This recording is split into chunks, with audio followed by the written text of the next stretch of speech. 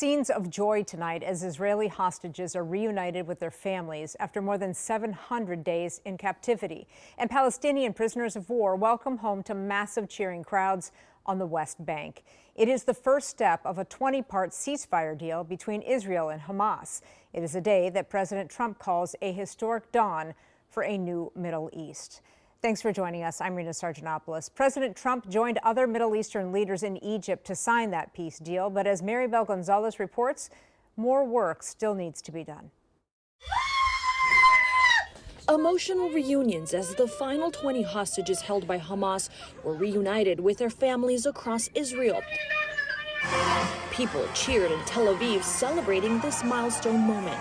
Under a U.S.-brokered ceasefire deal, hundreds of Palestinian prisoners and detainees were met with large crowds as they also reunited with their relatives in the West Bank. President Donald Trump declared a dawn of a new Middle East. This deal, this once-in-a-lifetime deal, nobody's ever seen anything like what's happening today. On Monday, photos released by the Israeli Prime Minister's office show a freed hostage playing with his children for the first time in 2 years. Families say they never stopped fighting for the release of their loved ones. Keep sharing your stories to policymakers. Keep telling us what do you think needs to happen and give us ideas on how we can break the deadlock. And we kept doing that. They kept open the White House for us. And President Trump has done it.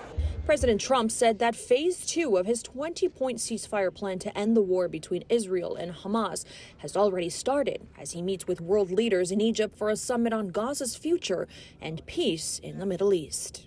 You look at Gaza, it needs a lot of cleanup. This is clearly, in my mind, I think in the mind of everyone in this room, probably one of the most important days for world peace in 50 years. I'm Maribel Gonzalez reporting. Here at home, Minnesotans with close ties to the region say they're experiencing a mix of emotions. For those with family in Israel and Palestine, there is a sense of relief that a ceasefire has been reached, but there are questions about the long-term future in the Middle East and whether lasting peace can actually be achieved. Today, we spoke with both the Jewish Community Relations Council and a Palestinian-American business owner.